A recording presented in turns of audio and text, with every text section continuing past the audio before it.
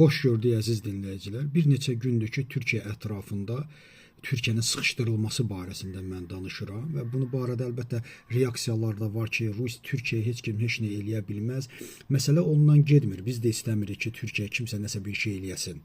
Çünki Türkiyə Azərbaycanın ən təbii müttəfiqidir və Türkiyənin inkişafını, Türkiyənin güclənməsini bizdən çox istəyən heç kəs yoxdur. Bu tam səmimi bir açıqlamadır. Və ikinci, mən bu barədə deyirdim ki, Türkiyəni çox sıxışdırırlar, Türkiyə təzyiqlər artır, Türkiyə müəyyən mənada siyasətini dəyişməlidir. Bax, bugün yenə də biz bunun eynən şahidi olduq. Deməli, 1-2 ay ərzində Türkiyə ətrafında böyük hadisələr baş verir. 130 sərnişin təyyarəsinin, yəni hərbi sərnişin təyyarəsinin yerə düşməsi, ondan sonra bilirsiniz ki, 3 puanın Türkiyə ətrafında fırlanması, bu təhdid və bu günlərdə biz nəyi şahid olub? Bugün Türkiyənin ən yaxın müttəfiqi, Türkiyə məsələn Liviyada Haftar, Rusiyanın tərəfdarı olan Haftar qüvvələrinə qarşı ciddi dirənmiş və qalib gəlmişdi və Türkiyənin ən yaxın dostu olan Liviyanın baş qərargah rəisi düşdü. Bu günlərə o da Ankaraya səfərə gəlmişdi və baş qərargahlığa aid olan, baş qərargah özü də daxil olmaqla o heyəti aparan təyyarə qəzaya uğradı. Yəni bütün bunlar təsadüfdür. Mən inanmıram bunlar təsadüfdür. Bunlar təsadüf deyillər.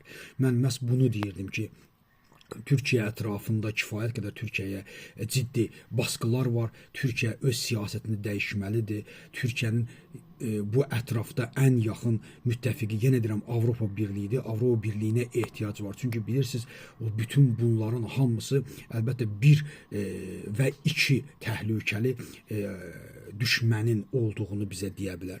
Əvvəla Rusiyadır ki, biz Rusiyanın bir neçə aydır ki, bu təhlükəsini gördüyü ortadadır. Məsələn, Türkiyənin Qara dənizdə gəmilərinin vurulması, məsələn, Putinin Ərdoğana qarşı Qırğızstandakı, daha doğrusu Türkmənistandakı görüşü, biz bütün bu mesajları əlbəttə alırıq və 3 puanın da Türkiyə ətrafına keçməsi, onu təhdid etməsi, bu digər tərəfdən artıq baş qərargah rəisi, hansı ki, Türkiyənin ən yaxın dostu və orada ən yaxın müttəfiqi olan bir şəxsin ölümü, bunlar təsadüf deyil. İkinci bir məsələ, bu günlər Hakan Fidan bildirdi ki, məhz Suriyada olan PYD qüvvələri, yəni Kürd qüvvələri birbaşa İsraillə, yəni danışırlar, birbaşa İsraillə diyalogdadılar. Bilirsiniz ki, PKK-ya vaxt verilib ki, silahı yerə qoysunlar, amma PYD məhz dünənləri Suriya ordusuyla çatışıb, Suriya ordusuyla müharibəyə girir və silahı yerə qoymaq istəmir. Yəni bütün bunlarla bərabər mən dünənki videomda da açıqlama vermişdim. Yəni məsələ burada Türkiyəni pisləmək, Türkiyəni tənqid etmək deyil, ortada olan bir siyasət var və bu siyasət tənqidə layiqdir. Çünki Türkiyə özünü dalana dirəyir. Dalana dirəyir və ərazidə müttəfiqsizdir.